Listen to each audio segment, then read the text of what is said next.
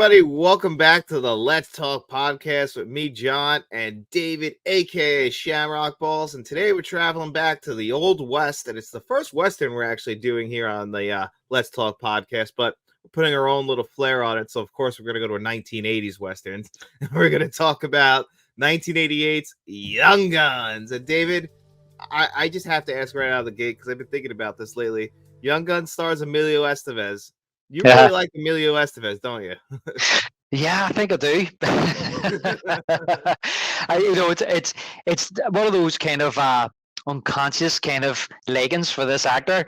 I just think that he's very good in every film I've seen him in, and he's not one of those actors I would think about like. He's not an actor like De Niro, where you would go to yourself, "Oh, De Niro's in that must watch it." But it's one of those ones where you watch a lot of his movies and go, "Oh, Emilio Estevez is in that," and then you realize, he's in so many great movies throughout the 80s, playing all these different characters. So yeah, I'm a very big fan of Emilio Estevez. And the funny thing is, I was thinking about this episode a few months back, just because we know we've planned out what we've got, and thinking about Emilio Estevez, and he's the type of actor that I would put in this, for me, in the same category as like a Richard Dreyfuss or say an Edward Norton.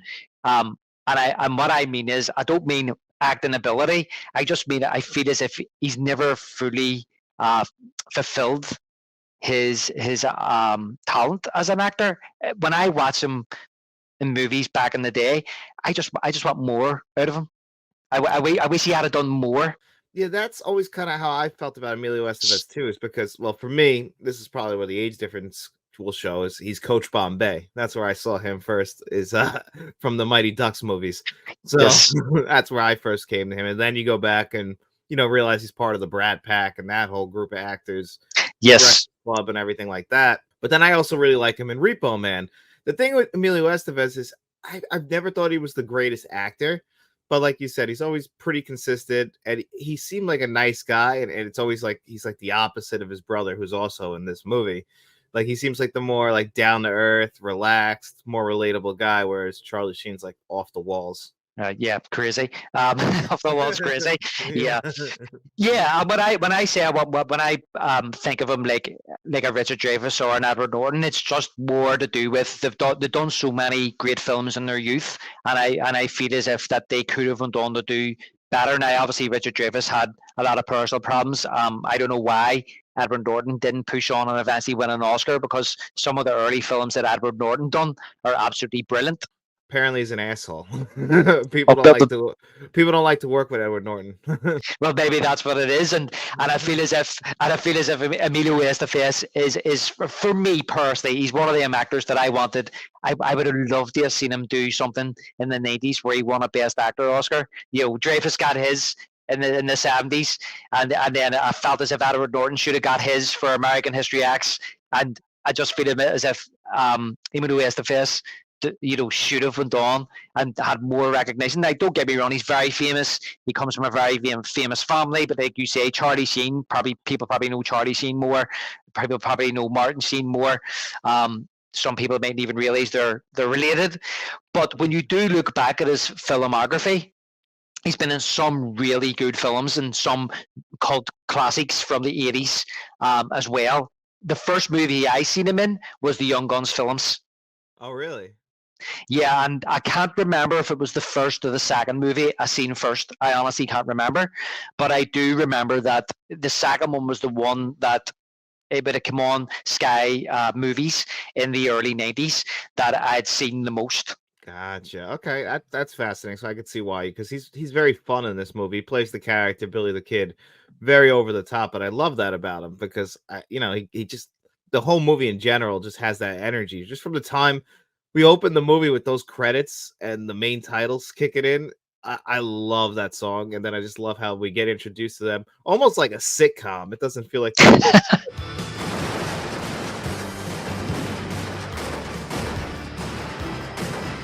we get the close up on them, we get their the actor's name, the wind's blowing, and then they're just shooting. I mean, I love it personally. It's like a silhouette, and I meant to check this out because I do have the DVD, and again, I didn't get a chance. But I actually think that was the trailer for the movie. was them coming up on that hill and firing their guns. And I believe that was the first thing they ever shot. They actually shot that. They were testing the cameras and they shot it to put out an early trailer while they were starting to film, while they were still filming the movie. And it's really funny that they put it in then as an intro to the movie. Yeah, oh, that makes a lot of sense because yeah, I did notice that's just the original trailer. Kind of like a teaser of what the movie's going to be because this is the first time we've talked about westerns, and I don't know if you're even a really big western guy. Oh yeah, I do. I really like westerns, but I was thinking about this too, John. That I can't believe it's taken us this long to do a western. Yeah. And to be honest, if you were to say to me like, should we do well, if we had that conversation, let's do a western. I don't necessarily think I would have picked Young Guns. It's on brand for us, though. That's the thing. It's an '80s western, so it's got that '80s tone to it. Yeah, exactly. And that was the feeling I was getting from watching this again the other night. Was like, this is a western, but it's like you say, it just feels like an '80s western. And when I was growing up, like my dad and stuff, and my uncles and things like that, they grew up with John Wayne, watching John Wayne westerns. And you catch them maybe on a Sunday afternoon watching an old western that they used to love watching when they were growing up from the 50s or the 60s. The Man Who Shot Liberty Valance, or The Searchers, or True Grit. But I remember one of the first westerns that I sat down and watched and I absolutely loved was The Man Who Shot Liberty Valance. When I was very young, and for it to be black and white, I loved that film, and I haven't watched it since, and I've been meaning to go back and watch it. But another one that I remember watching as well, which I was enthralled watching, was The Shootist. I actually haven't seen The Shootist. It's very good as well, and I think it's one of John Wayne's final movies, if it's not his final movie. That came out in the late 70s. But I kind of more get into the westerns because westerns weren't really a thing in the 80s. By the 80s, they kind of died out. Mm-hmm. Nobody was making westerns in the 80s. So for them is to come along and make a western in the 80s, and I suppose that's why it's quintessentially feels like an 80s movie, because it has that kind of flavor to it. But it was kind of obscure that they were making an 80s movie, a western in the 80s. Yeah, the only other western I can think off the top of my head that came out in the 80s and it's not as like upbeat like this one, but Silverado is the only other one that I really remember. It kind of feels like an 80s western as well. Because when I think of westerns, they're slower paced, character studies. They have obviously one where they have team ups like this, where these are the regulators. But in other movies, we've had plenty of the Magnificent Seven. All that stuff is just these groups of guys coming out that have to save the town essentially. And the thing that's crazy about this movie is we haven't even touched on is it's kind of a true story because it's Billy the Kid. Yeah, and I think another 80s western I think as well that came out was Pale Rider. Yes, Pale Rider. That's a good Clint Eastwood one. From Clint Eastwood. So Clint Eastwood kind of moved away from the western of the 60s, the anti-hero western of the 60s, and then he started doing the anti-hero cop in the 70s. But he's done a couple of westerns, and I think he done the Outlaw Josie Wales in the 70s. Jack Nicholson done a western with Marlon Brando, Missouri Breaks, in the 70s as well.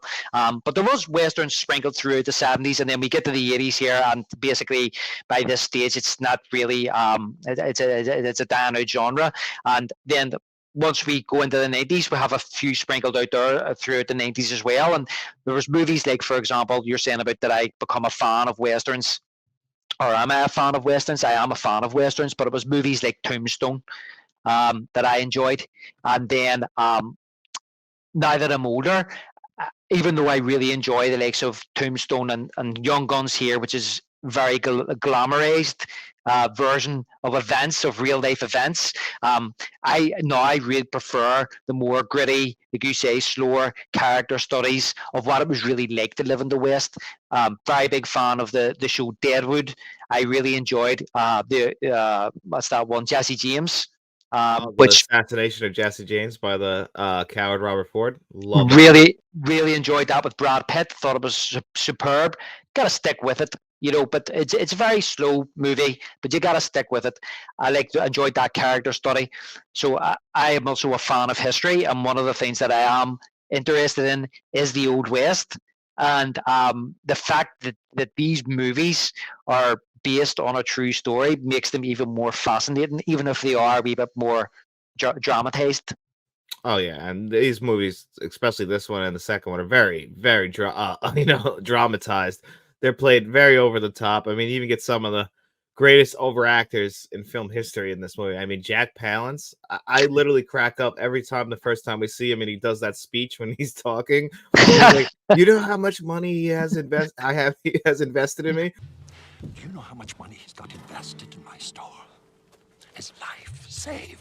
Like the way he says it, that Jack Palance voice. Yeah, I'm waiting on him saying, John, you are my number one guy. I think of it every time.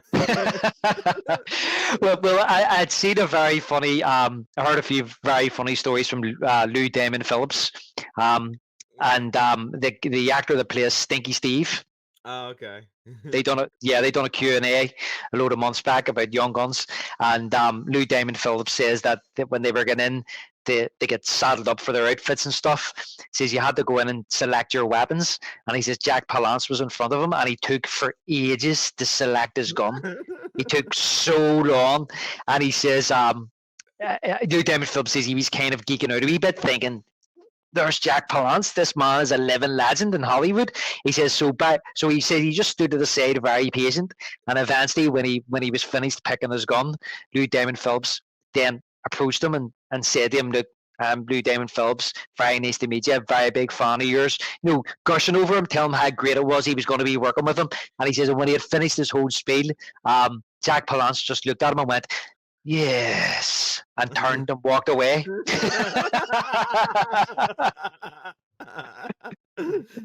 And one of the other stories that the actor, I don't even know the actor's name, he plays Stinky Steve, he says that but they were saying that basically because they were filming in where was it they were filming? Santa Fe, and they wanted to get like these big sweeping backgrounds of the West, that they couldn't park any of their filming equipment or like their trailers or anything like that close to where they were filming, so they would actually raid their horses into the location from where all the equipment was, to get to the filming site.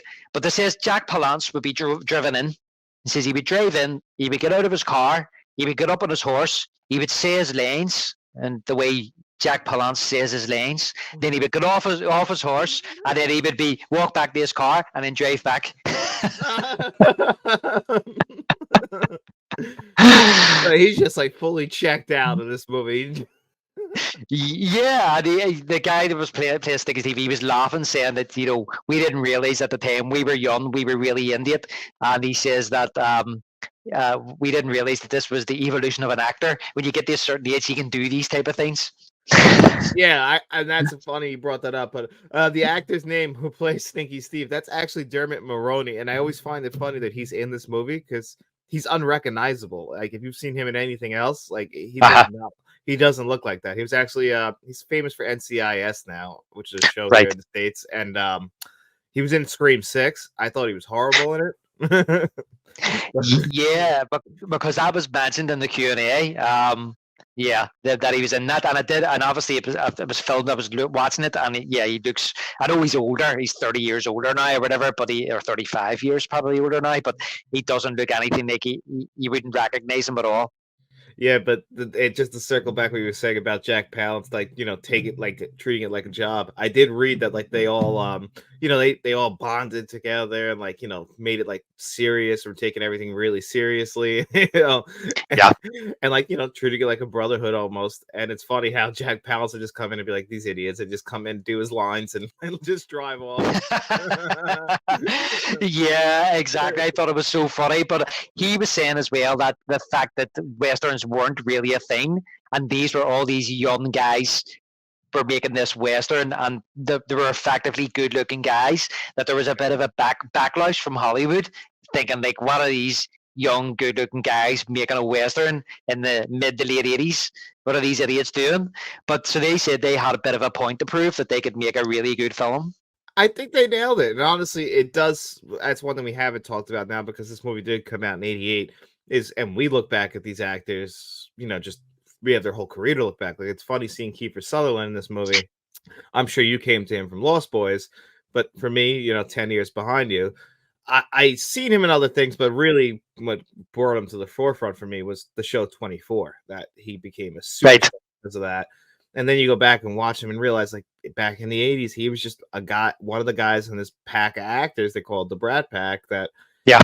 him, Emilio Estevez, all these guys that would appear in the same movies over and over again. And it's funny just to look back that that's how they were in 1988. That's how they were all perceived, different than we perceive them now. Yeah, and these are the guys now. That's why I said about Emilio Estevez. He's not doing much work, but Kiefer Sutherland kind of had a second career with 24, and they're the older actors now. They're not the young guys coming through or the young guns coming through.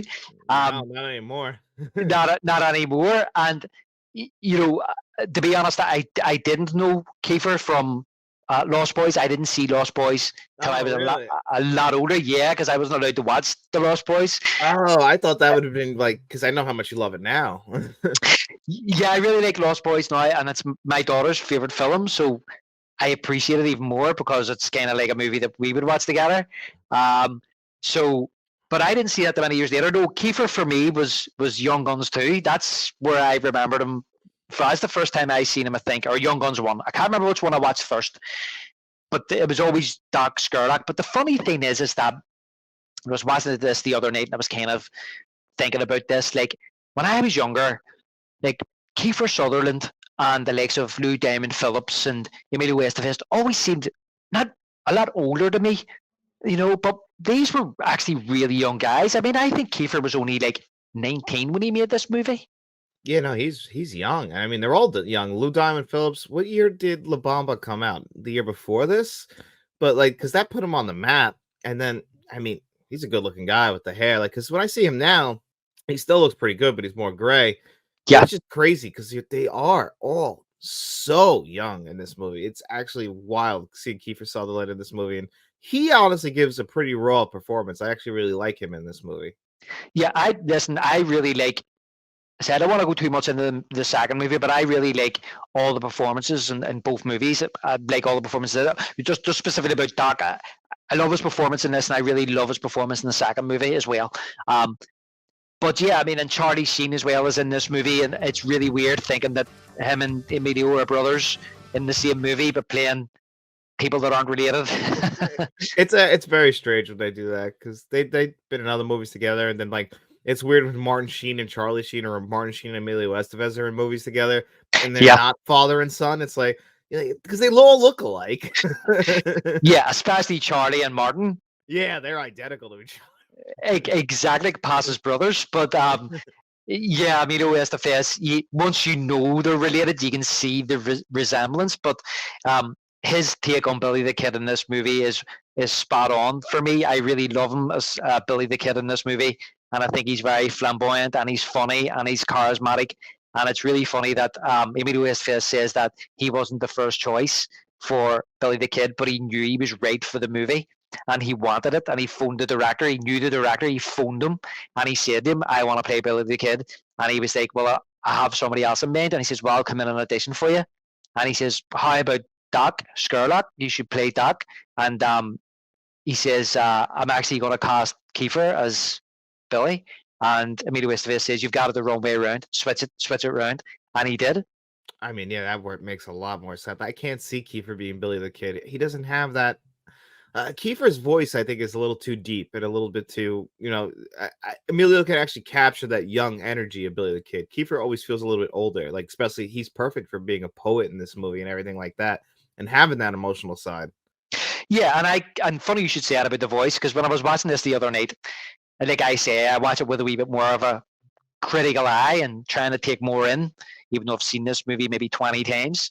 So I was like, do you think they've done any kind of manipulation to Emilio Estevez's voice to make him sound younger? Because there's times he sounds like a young teenager. His voice is really, I don't know, soft and just kind of, and I go to myself, is he doing that, or was that manipulated in post?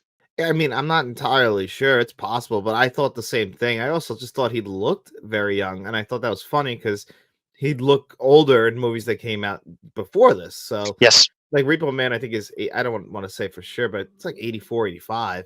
And he looks a little bit older in that movie, and this is years after that. So yeah, he looks just and Charlie Sheen, he looks a little bit his right age in this movie. But I think they did try to make Emilio Estevez look and sound a little bit younger. How they did it, I'm not entirely sure.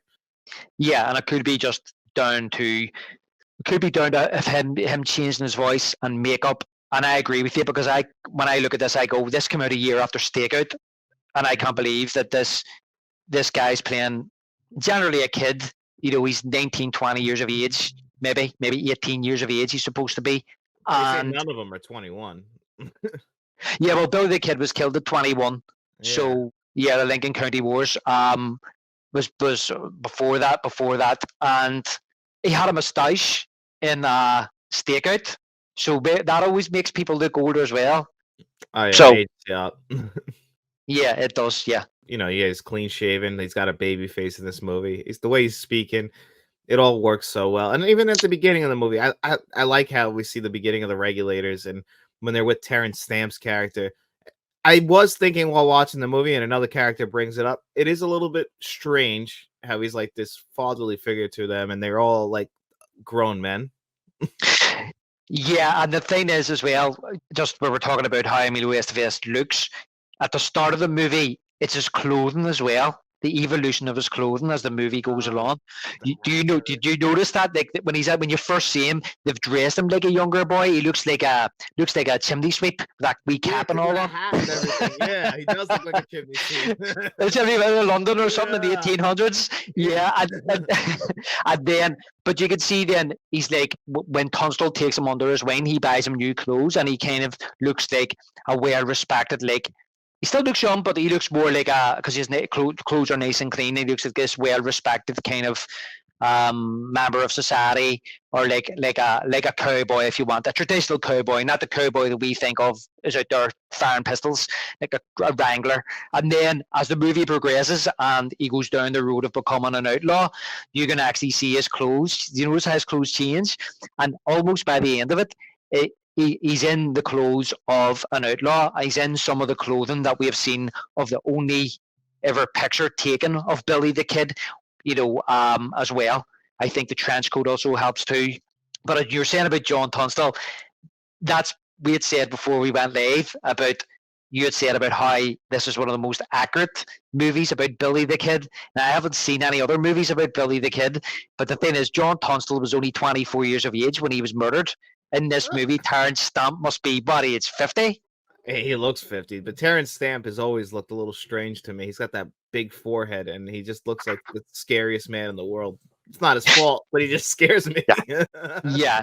He's a tremendous actor, and when I see him, he's great. He's great. He brings like a certain ability to this movie of like he's taking his role seriously, and like emotion to his voice. Like, it's something that's different from everyone else. Yeah, I mean that's just a classically trained stage actor there, and I'm just waiting on him saying "bow to Zod." That's always what I think.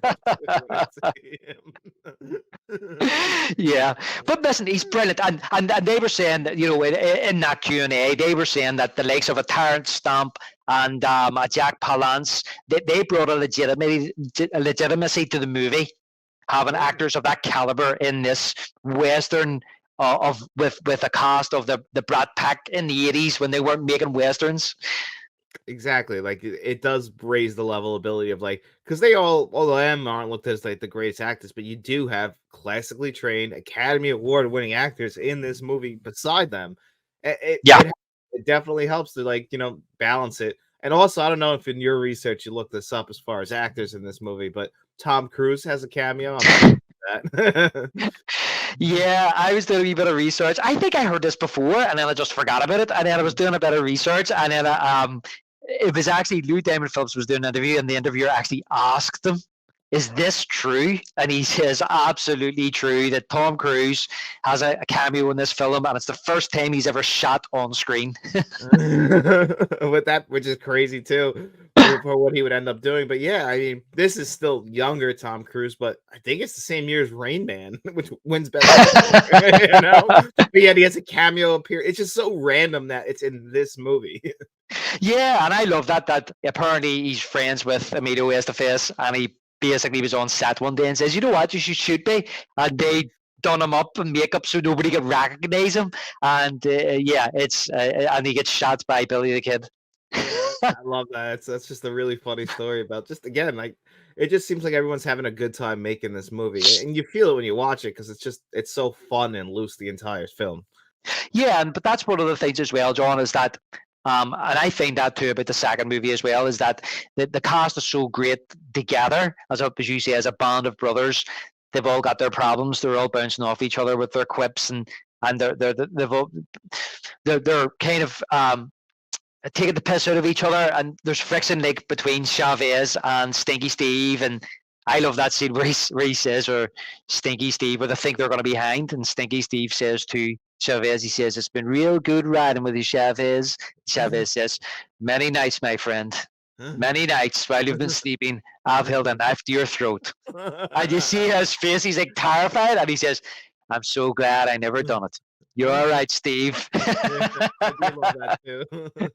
Yeah, and I just love that how they actually all bounce off each other, and like you say, there's even a lot of the scenes where they do start killing the Santa Fe ring.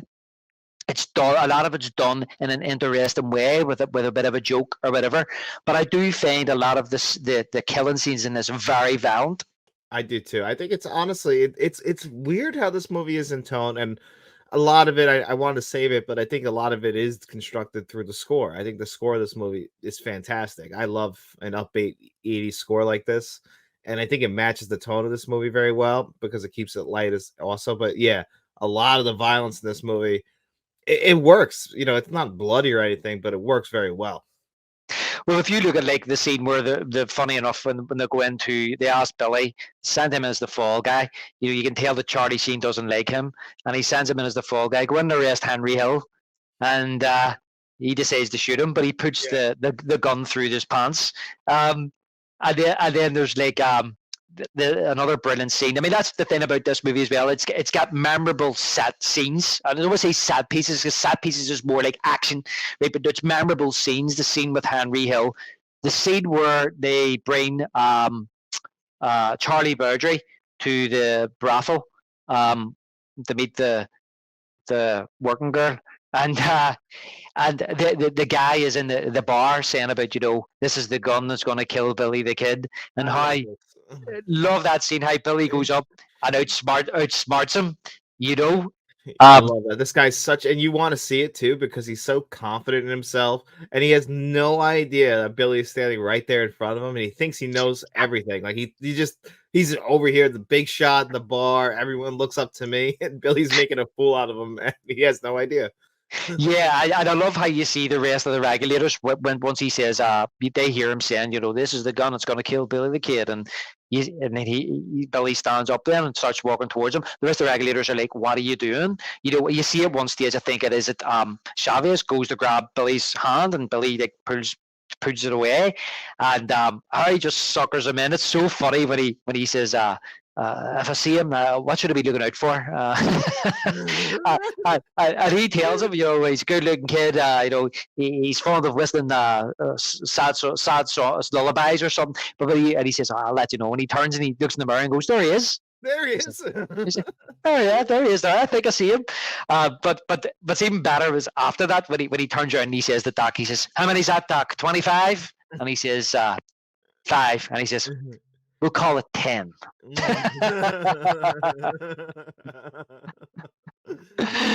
Yeah, so that's you know, so those kind of even though they're violent scenes, that kind of levity which is happening within the scenes, kind of, I think, takes away from the grimness of what they're doing. And Emilio Estevez is just having fun throughout. I mean, the character is basically a sociopath, you know. Oh my god, yeah, he's fucks us up for all of them. I mean, I don't know why they let him lead because, like, you know, he really makes a mess of a lot of situations. Like when the guy flips out on him, it's like, you know, I deputized you, and you know, you're supposed to deliver 11 warrants. You just went out there on a killing spree, and I'm thinking, yeah, it's kind of what they did. Yeah, exactly, exactly. And I just thinking there about some of the you say the killing spree is like.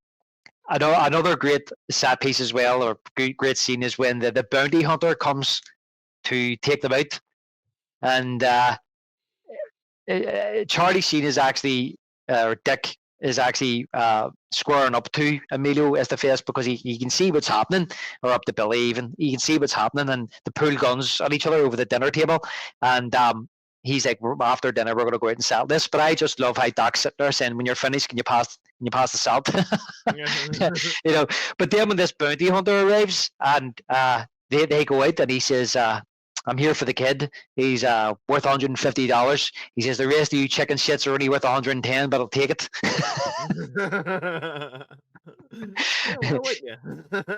Yeah, and I just love how that's how you're saying about how Billy then takes over the gang. That's when Charlie Sheen is killed by this bounty hunter, pretending to die when he backs into the toilet, and he shoots him. And I suppose they then have to turn to Billy, because who else is going to lead them? And by that stage, they're starting to dig a hole.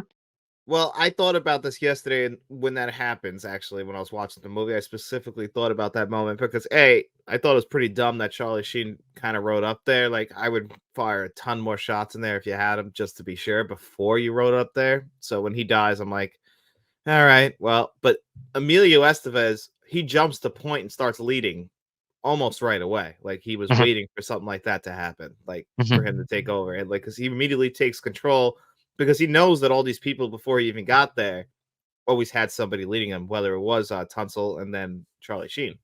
Yeah, well, I suppose he does. As I say, there was friction there between them two about who was leading the way, and then yeah, he just naturally takes that kind of position. But the fact that he has murdered people up to that point, and they actually think that that's all they're doing.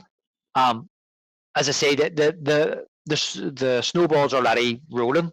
Do you know what I mean? So the other people in the gang, they're not really kind of they can't see a way back from that point. So I think they just following him along with him then. Yeah, that's a good point. They need to follow. I mean, they did dig a hole where there was no way to dig out at that point. They had to figure out. They did point out that no matter what direction they would go, they were pretty much screwed. Which brings us to another funny scene in the movie. I wanted to ask you about that peyote scene. It's just funny that they have this pretty much comedy bit right in the middle of this movie. Oh, when they were taking like the magic mushrooms. Yeah, that peyote. Yeah, is that what it's peyote? Yeah. I mean, that's a bit of an odd scene. You know what? I really enjoy Young Guns. I really love watching Young Guns. Most of the time, it's more of a stepping stone to get me to part 2, because I love part 2 more. Do you know what I mean? Yeah. So I would watch 2 more than I would watch 1. But that scene there, I could do without that scene in this movie. Like you say, they have this kind of comedic bit in the middle, and it is kind of funny. And you see all their different personalities coming out. Like Steve's looking for a big chicken. And I love that he keeps running out every little while, then going back in, then comes back out. Yeah, you guys just see a big chicken, and he's screaming, and then you've got like Billy spinning his gun, and it gets stuck in the tree, and he's like looking for it. Where did it go? He's like John Travolta in Pulp Fiction. But one thing that I love Billy's hat with all the like flowers in it and all the twigs in his hat. It's weird. But then you've got Doc reciting his poetry, and thinking about the China girl. He's and then you've just got Charlie's just kind of spaced out the whole time, just being sick.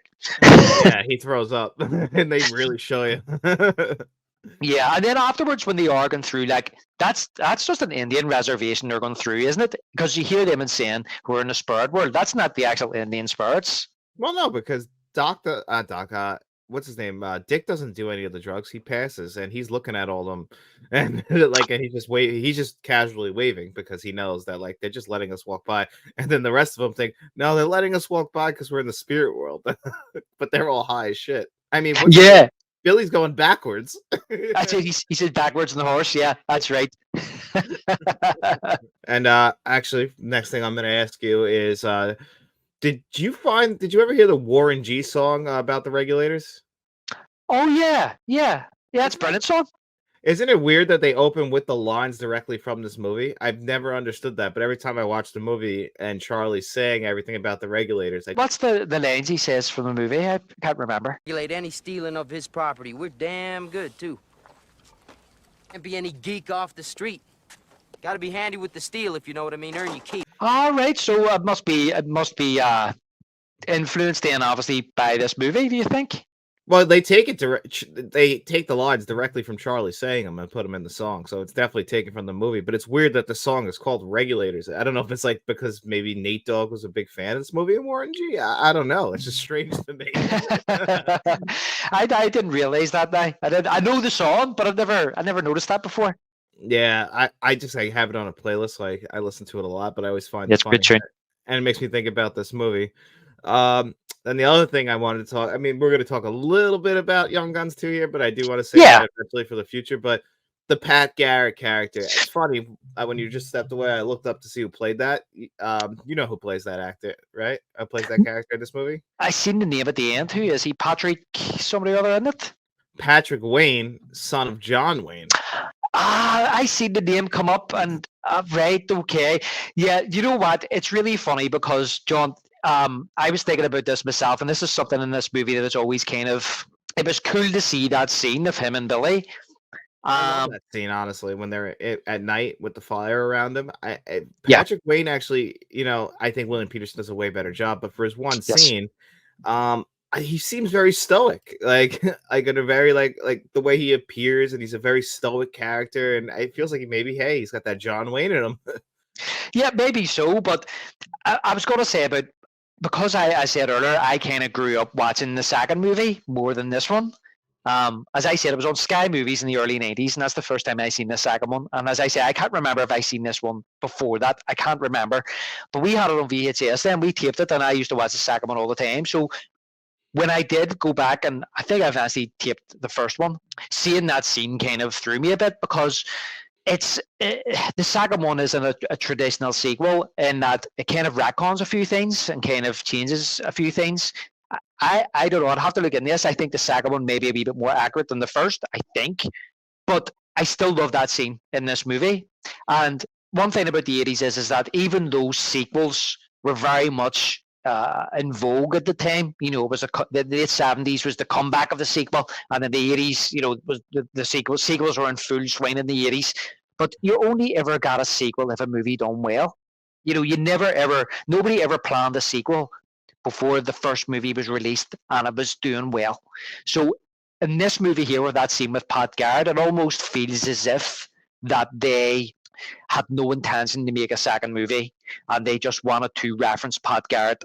But I do love how the scene is done. I love how earlier in the movie when he bumps into Pat Garrett and Billy's in awe of him, he knows who he is, and he says to him, "Oh, I hope I get to be as big as Pat Garrett someday." And he says, "Actually, bigger." And he just laughs. And then later on, it's funny how Pat Garrett is able to sneak up on Billy behind him. He's already got the drop on him, even though he comes from behind. He's got the drop on Billy, and Billy turns around, and when he gives him the message about McSween, you're the only ones that can get your posse together to go and get him out of there. And I love how Billy turns his back on him. Yeah, And just ask if it's his friend. but do you see Pat pulls his coat back as if he's gonna draw his gun? What's funny is I never thought too much into that, other than like he was afraid that if Billy was going to turn around. Mhm. But then he puts it back over and goes, I'm your friend or something, or I always will be, Billy, or something like that. It's kind of like a subtle nod to history, to the future, what's going to happen. Pat Garrett's going to kill Billy the Kid. Hmm. And I feel as if they only put it in this movie because there's no guarantee there's going to be a sequel. And then that, of course, because when they do go to McSween's, and I think that there was somebody, I can't remember which one it says that oh, Pat Garrett must have given us this message, so we would be all caught in the same place at the same time. So Pat Garrett set them up. So you go into the second movie and Pat Garrett's riding with them. You know, so how could that ever happen if he set them up? Now you could say in your head that that wasn't the case, that they only assumed that Pat set them up, that maybe they set Pat up, or they set Pat up to tell them that, you know. Well, that was actually what I was going to ask you, because I never felt like Pat set them up. Like, they make sure that you hear that line. So I always kind of believe, I guess that's true, but I never felt like it just on the way that he delivers his lines.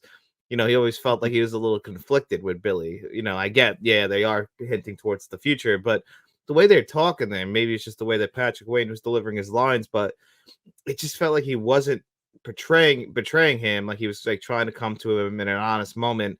It just maybe the person who gave Pat Garrett the information was trying to set them up. But I really didn't take it as Pat Garrett doing it, just based on how he plays that character in the movie.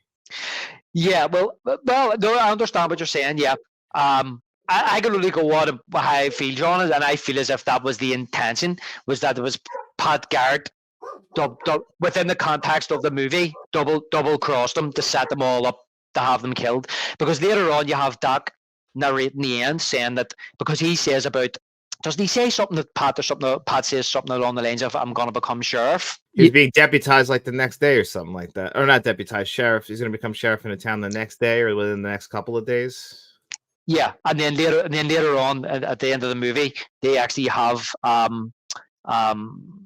Kiefer Sutherland kind of narrate the movie, saying that Pat Garrett became sheriff and hunted Billy down and shot him.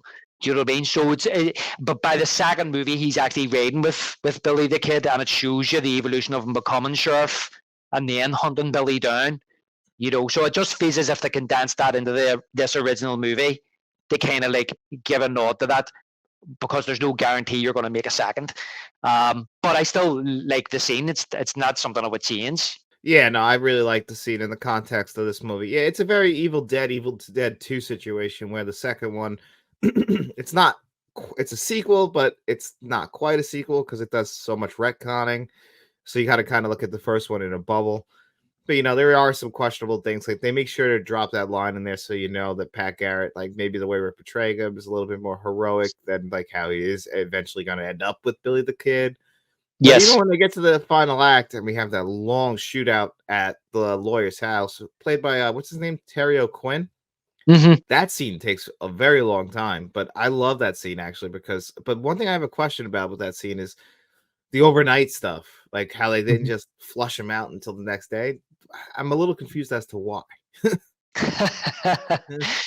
Yeah, just touching on Pat Garrett and stuff like that in the second movie, and of course we want to really do the second movie, but just we got to do the first one first. It's not Ghostbusters where we do the second one first. I know I still have to go back and do Ghostbusters. I really do, just to tidy that one up.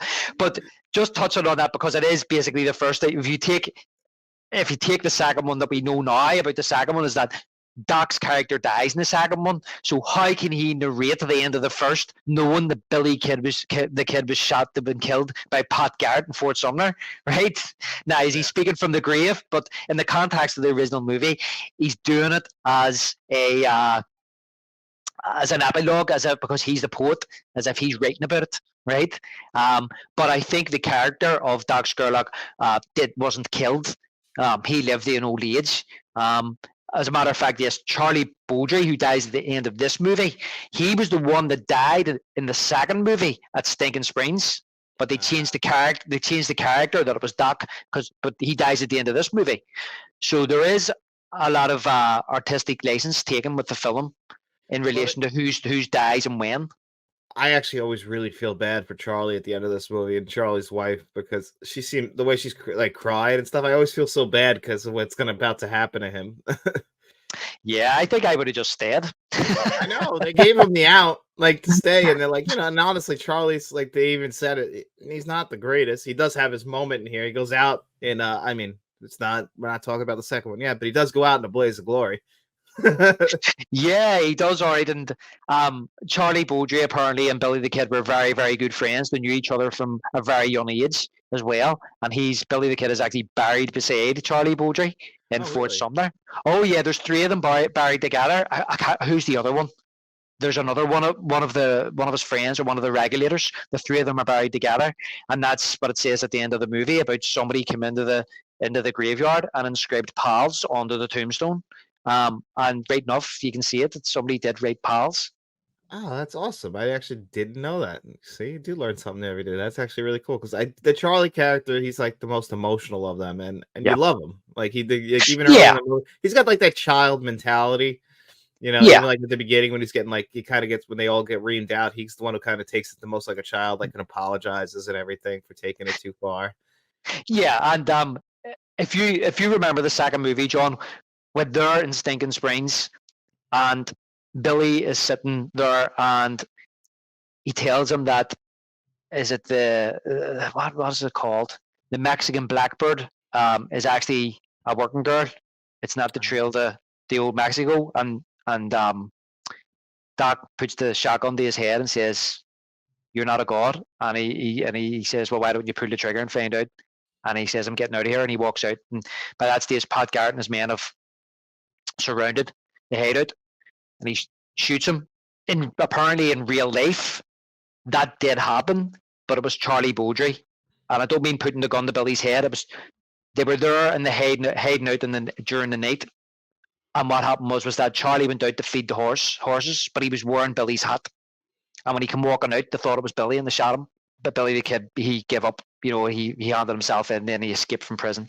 But that's all more in the second one, which is all to do with the hunt for Billy the Kid, whereas this one's more to do with the Lincoln County War.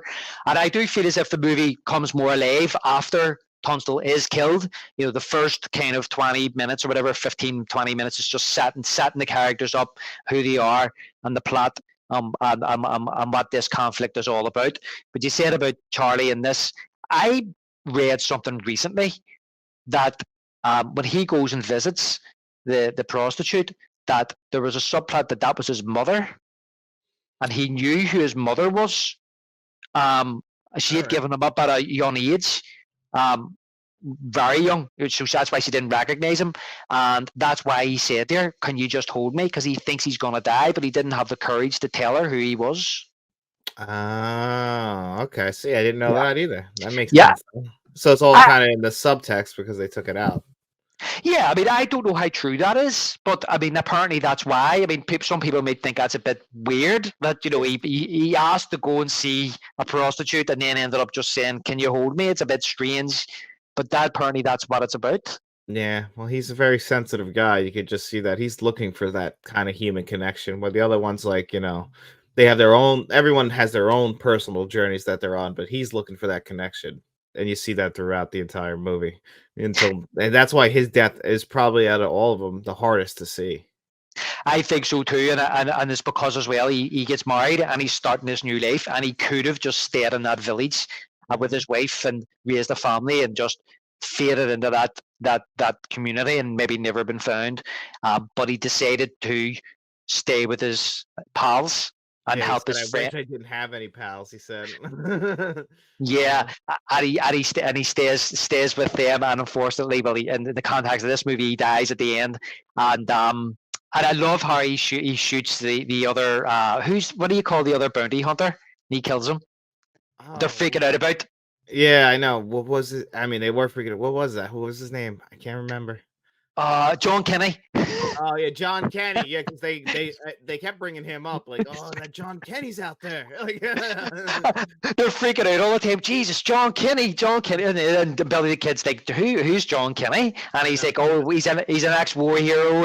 He's one of the best around." He says he's after us, and I love how that's another thing I wanted to bring up as well, John.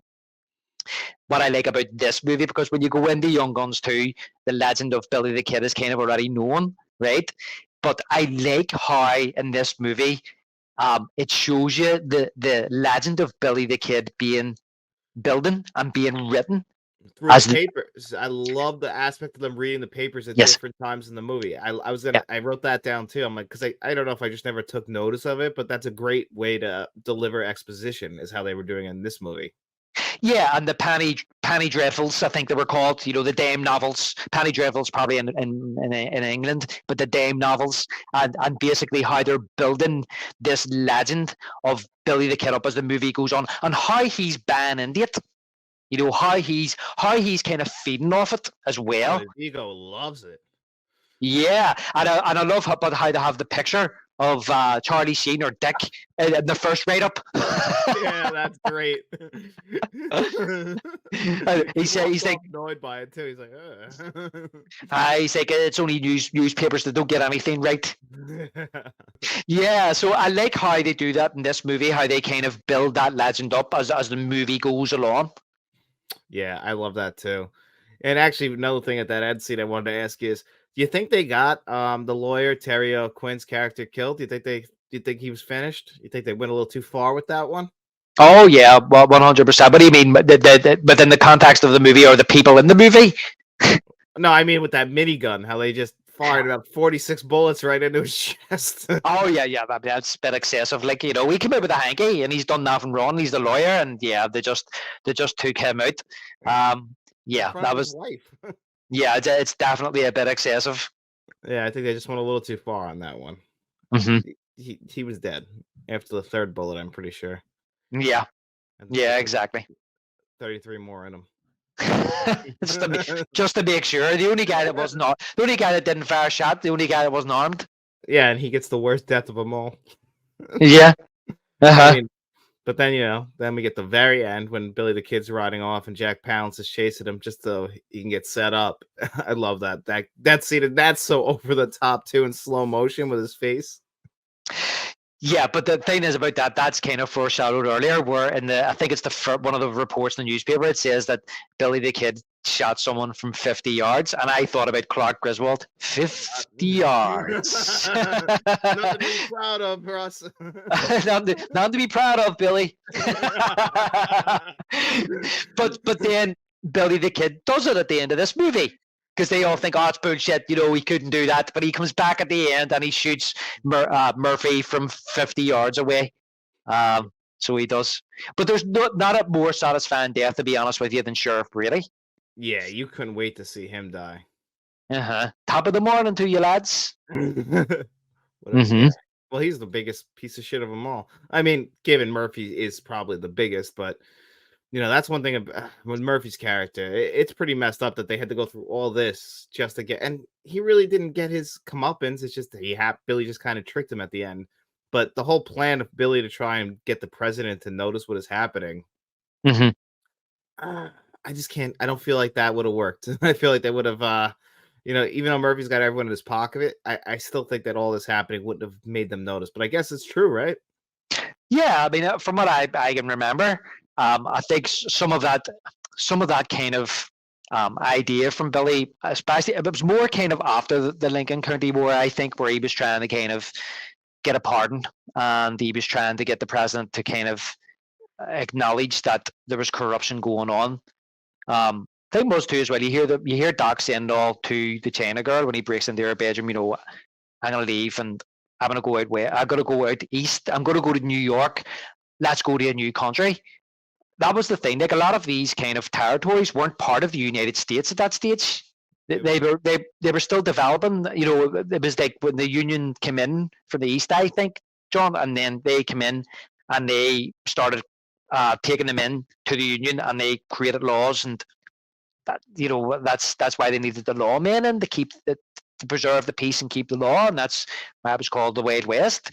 So I think, I don't know, maybe his idea was that if the president could see what was going on with the corruption, he would come down and sort it out. I mean, it's a good idea in theory. It's just that's the problem with the Wild West and why they call it the Wild West. It opened the door to corruption because really every town is so spread out. You get one sheriff, maybe a marshal, and I mean, come on, human greed is always going to be there. So you give the sheriff, you give them a good amount of money, you can just do whatever the hell you want. Yeah. Yeah, well, there was a feeling that Billy the Kid was a fall guy for the fallout between Tunstall and Dolan and Murphy. They said that he didn't kill as many people as they said, and stuff like that. And a lot of the legend of the Kid was built up through the Dame novels, and he was seen as kind of like a fall guy for a lot of what went on, and all he wanted in the end was to be pardoned, because he was part of a war where there was a lot of people killed and a lot of people doing the killing. Yeah, he was kind of caught in the crosshairs of a lot of bigger things that he was over his head. Like you said, he died at 21 years old, and he did so much in such a short time. And he just kind of was like, probably had no idea for a lot of his actions and what the repercussions would even be for him. They even referred to him like, you're no Robin Hood. We know what that kind of character is, but in real life, there's no way that any sort of government would allow a Robin Hood to exist. Yeah, and the thing was that Billy the Kid was of Irish descent, and he fell in with a lot of the Spanish population, Fort Sumner and places like that, and he learned to speak Spanish, and they took him under his wing, and they absolutely loved him down there. So they all seen him as a hero. So I think that's the whole line of Robin Hood is kind of like he's being seen as this kind of Robin Hood type figure for those people, the outcasts, the nobodies. That is too, George. Wild West was a very, very violent time, and It really is. Like it looked like when they're having the New Year's celebration, they're firing their guns in the air. They got the fireworks down by their feet. Just you never could feel safe. Like even when they fire the guns in the air, and you see Doc jump at that one point, like you've got to be worried about being killed at every second. Not yeah, how dirty it is. yeah, exactly. And you have there's disease and stuff like that as well, and there's probably no clean water. That's why a lot of them are drinking whiskey a lot of the times, and people were probably. Yeah, and there are a lot of people that were probably half cut most of the time, and I suppose when you're orphaned and you're coming up and you're slight like him, very small, and people are probably trying to take advantage of you. All he tried to do was stand up for himself, and ended up, killing a few people, and then started to get this reputation. And it's kind of hard to go back from that because there's always somebody out there that's looking to take a shot at you to say, you know who I am, you know who I killed. You have Billy the Kid, you have Pat Garrett, then you have the guy that killed Pat Garrett. It's the same with the likes of like what do you call him? Wild Bill Hickok. Do you know what I mean? Yeah. Shot by somebody over what? A poker game, or because he offered to lend him money, and Wild Bill Hickok came with a big reputation. So now, what was his name? Jack McCall. He now all of a sudden he wants to be notorious. I think he was hanged. And then you have the likes of there's Bob Ford shot Jesse James in the back. Yep.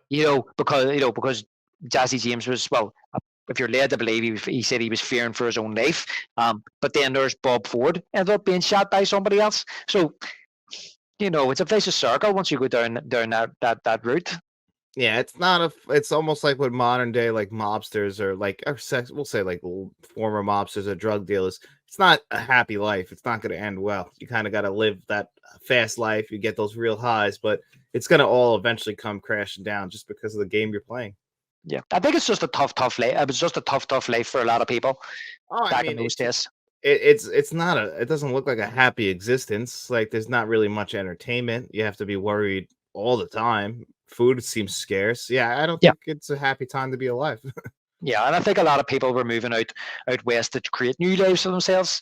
That drives a lot of humanity, hopes and dreams. Mm-hmm. I do know as well. There's a lot of people that moved out to what they needed to go out to the open air and stuff like that. I mean, like New York City as well. Back then, I believe that Billy the Kid and his family came from New York City, and there was a lot of crime, there was a lot of murder, there was a lot of disease. You had people living on top of each other, and then there was TB as well. So a lot of people moved out west to kind of get out to the open air because they thought, and up to the higher ground because they thought it could cure their TB and things like that. Yeah, it's crazy when you don't know. You just try things.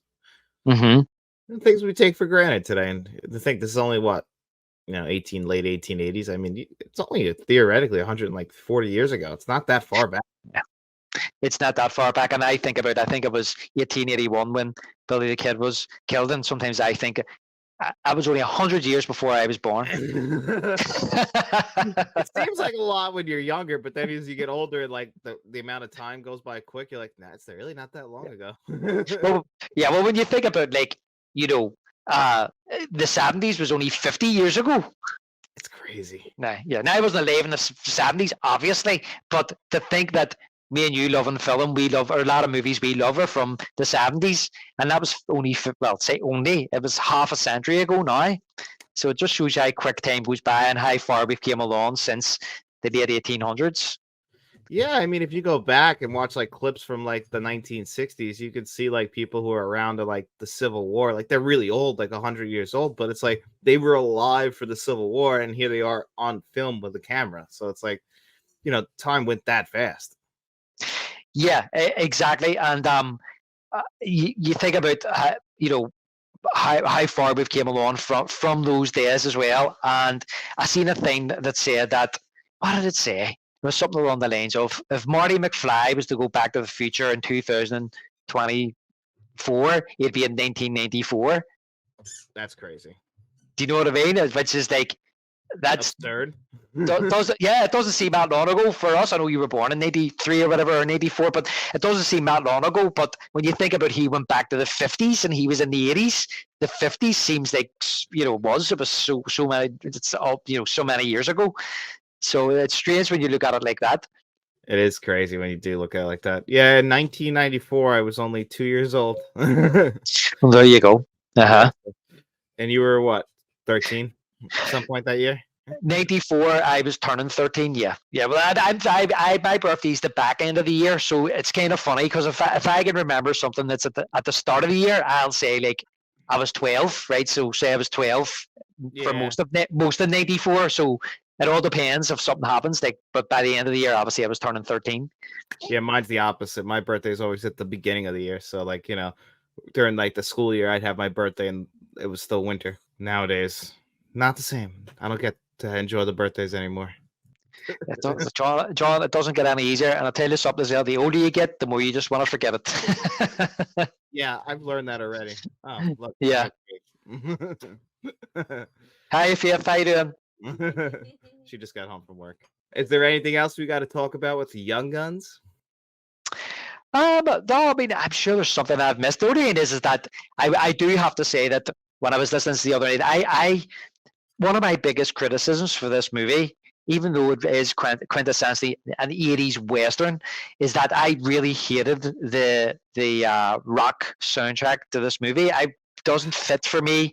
I really don't like it. However, when I was listening to it the other night when I was watching the movie, I appreciate the themes, and there is some really nice scored moments in the film, but that kind of like guitar and all, it just does not fit this movie at all. Now, I don't mind the second movie when Bon Jovi's Blaze of Glory kicks in at the end, but at least it's not at the start, right?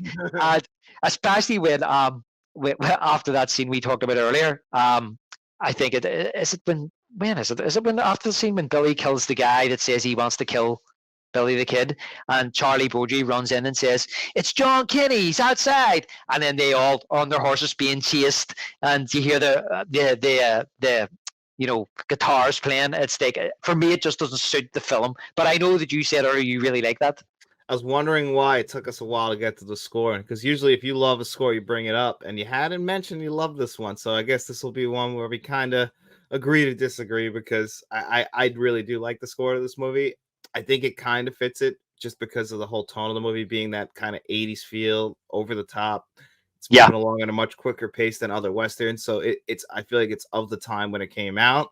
Yeah. So I did kind of like that. It definitely feels like, though, when they were making this movie, that the cocaine was sure flowing. And when they got the score, like, so I could just see someone in the room going, no, you know what this needs? It needs a guitar, electric guitar. Get that in here. I was going to mention it earlier, because when you mentioned the opening, and it was one of the first things I was going to say. Oh, well, since you've mentioned the opening, do you see the music at the start? I really don't like it. I was smiling. Were you? I was. I do. I'm telling you, like, that's kind of, and I know it's cheesy and it's ridiculous. Like I said, it feels like it opens like a sitcom. I like that aspect, and I know, like, not everyone's gonna like it. Clearly, you don't like it, but no. I did. Yeah, no, but that's fair enough. It's a criticism for me, but because of that, I've always said hate the score. But no, that's not true, because I did listen to it the other night, and there is really nice compositions. I like the themes. I like the tunes. There's some nice compositions throughout the movie. It's just I don't know. Maybe I'll change my opinion on it at some stage, but I just don't like it. It's one of the things when I go to put on Young Guns 1 that's always in the back of my mind. It's like, oh, I hate that. Even before I put it on, I'm thinking, I hate that. I mean, listen, it's nothing like The Long Good Friday, but I still really like the score to this movie. Well, we will definitely get it, but it's nothing compared to Alan Silvestri's score in Young Guns 2, which is outstanding. No, you were not wrong about that. Definitely, and we have to do Young Guns 1 to get to Young Guns 2. But like Young Guns 2, I do feel like, along with you, is the superior film. Even as much as I love Young Guns 1, I do like the score to it, and I do Fair have a enough. lot of fun with watching this movie. It's got some great scenes. Like I think you said, like, it's got, great set pieces. Like if you were to like say like the last one as a set piece, if you look at it like that, it's very well constructed. It's fun. It's unique. It still Yeah, feels like a Western, but it's sprinkled just with a lot of 80s on top. yeah. And that's the funny thing there. But you're saying about we just touched on it because say we have said that we don't want to go do too much into part two, but going back to like how there's deviations from one to two, and the score is one of them. I think I think it's a big plus. I mean, you imagine this movie with a score like what you had in the second movie. It Do you would know be what an I mean? improvement. It would definitely be an improvement. I'm not gonna lie and say like, Yeah. oh, I might like the score to this one, but we're talking about Alan Silvestri with the second one. I don't even know how they got a composer like that for the second one. Like usually a sequel, you would think a step down, but Yeah. Yeah, exactly. That's true, and that's the thing as well. I'm thinking about the deviations too. Is that because it's told, it's the difference between this one and the second one is that the second one's being told by somebody's point of view. So, are they a reliable narrator? And that's the difference. Whereas this one is like telling a story, and the second one's telling the story, but it's telling the story from someone's point of view. So maybe that's where the deviations, where you're allowed to get away with some of the deviations between the two films, and that includes maybe the score. So it also brings a thought to my mind too about Emilio Estevez. He's been trying to get a Young Guns 3 off the ground for a few years now, and there's been talks ongoing. The writer John Fusco, apparently he's writing it, and I kind of think to myself, well, Jesus, most of the characters are dead. How are they going to do Young Guns 3? But I thought it was very funny because he said, we're not going to call it Young anymore. We're just going to call it Guns. Yeah, I don't even know how you do that because, but you know what? Like you said, like they had an unreliable narrator. You could do it with 2, and then maybe for 3, you kind of can go like a fantasy aspect. Like, what if Billy the Kid never died? And like you look at it like complete fantasy. Like I mean, Quentin Tarantino's gotten away with it. Yeah, and I think that probably will be the plot. It will be the plot of the character that Billy is playing in the second movie, Brucey Bill Roberts. But I read his book, and it is very believable, even though I don't believe it. But it is very believable because but I don't believe it. yeah, even though everything's a conspiracy, but that's one I don't believe in. But it's very convincing. They do a good job. Done a good job in convincing me, but I don't believe him. They almost swayed you. Yeah, almost. It's an entertaining story. So if they do that if they do something along the lines of that for the second movie, but it kind of makes me think he's talking about bringing back the likes of Lou Diamond Phillips, but he died. We thought he died, and he did mention that Doc is definitely won't be back because he's not coming back from that. No. There's no way he's coming back. I mean, I guess unless they go through the whole retcon thing just to see them all on screen together, because everyone's still alive, from what I understand. Yeah, I think so. Yeah, I mean, even Christian Slater as well. He's still alive if you want to take into some of the ones in the second one. But with the way things are now with CGI and de-aging and things like that, it'll be very interesting to see what they do. Listen, see if they do Young Guns 3. I'll be there watching it. Oh, I'll be there, definitely watching. Just to see them all together again. It'd be fun. Yeah, it'll be fun because look, even though I'm older now, and it crossed my mind a few years ago that I would love to see, even though I love Young Guns 1 and 2, like an epic movie about Billy the Kid in the same vein as like Jesse James, taking a kind of realistic kind of take on this ordinary boy or man who was propelled into legend, but just do it in a realistic way. I would love to see that. But in saying that, if I go and see a Young Guns 3, I will take it in the spirit that is the intention of what it's been made, which is like the first 2 movies, which is just to have fun. Yeah, I mean, I would love to see them like do just a Billy the Kid movie, like in an epic scale like that in general. That we've gotten some really good Jesse James movies, but how many good Billy the Kid movies?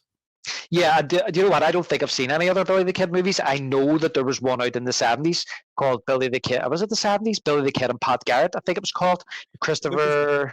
And this actually just got a 4K release that like apparently fixes the movie because the movie had a lot of issues. So it's funny you brought that one on. Yeah, Billy the Kid and Pat Garrett. Yeah, I've never seen it. Seen clips of it. Who's it in it again? What's his name? Isn't it Christopher. Chris Christopherson, right? Chris Christopherson. Yes, I couldn't think who it was. Yeah, that's right. So I don't know how accurate that is. But I've never seen any other one because this is my essential Billy the Kid movie. But I would love to see something a wee bit more grimier and a wee bit more accurate to what happened in his life and how he killed the people he killed.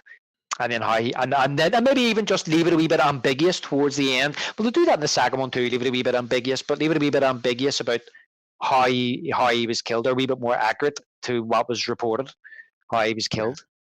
I actually saw an Unsolved Mysteries episode about Billy the Kid being killed.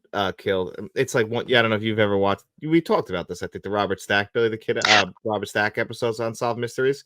They do have one segment on Billy the Kid in like Right. season 4 or 5 or something back then.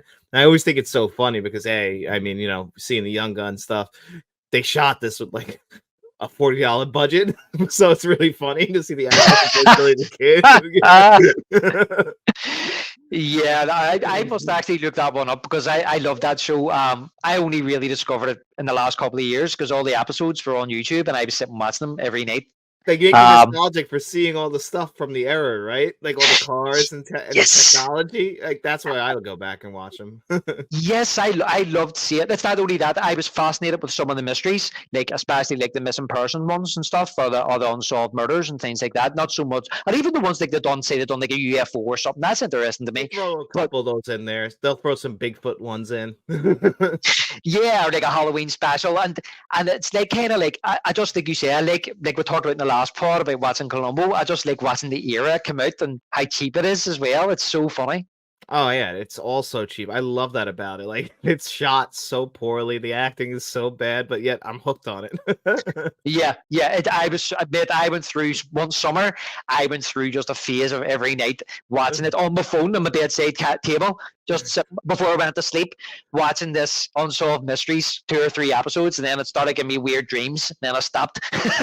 Yeah, I used to watch that as a kid, like back, so I used to always love these shit. But yeah, it used to scare me when I was younger. Now I just watch it for nostalgia. But when I was a kid, that stuff would sometimes get to me. Robert Stack is scary. Yeah. Like his voice, I wouldn't want him to be my father. Yeah, and the way he used to like come out of the mist with a trench coat on, and then talking in tonight's episode, you know. And I've only ever knew him from Airplane, so seeing him doing a funny role. So when I see him do this show, it was like, Jesus, this man is actually quite intense. He's very intense, this guy.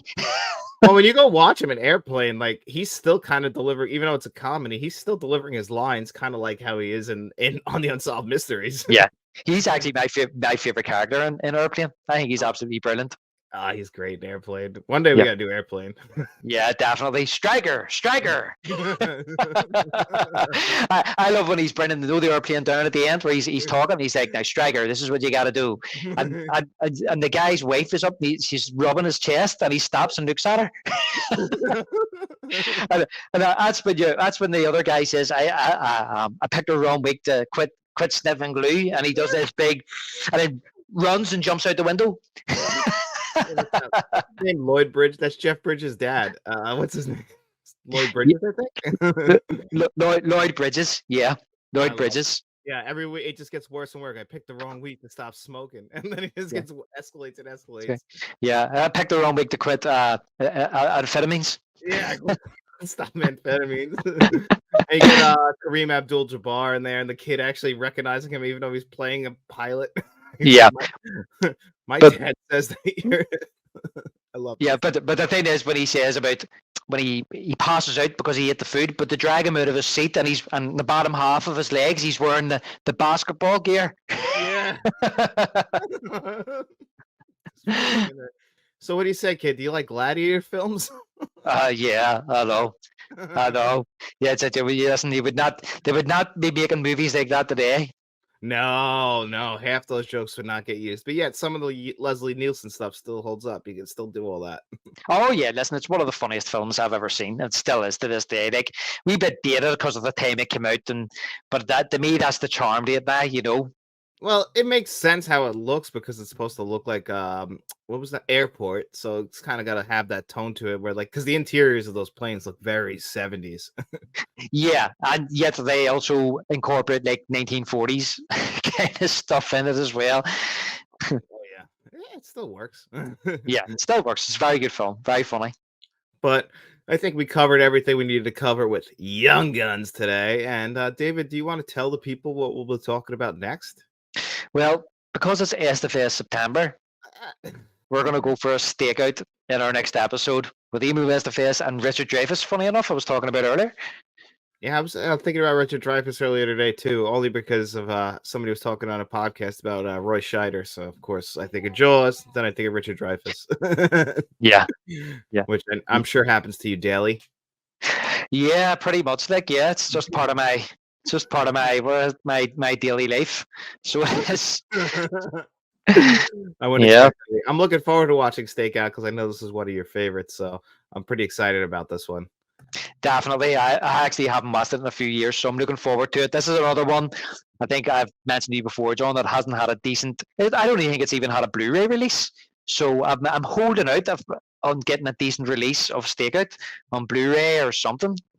Yeah, I don't know who did the last Blu-ray release. I was gonna look into it before our next show just because I got to see how I'm watching the movie. So I was gonna see if it had a Blu-ray release that's worth buying.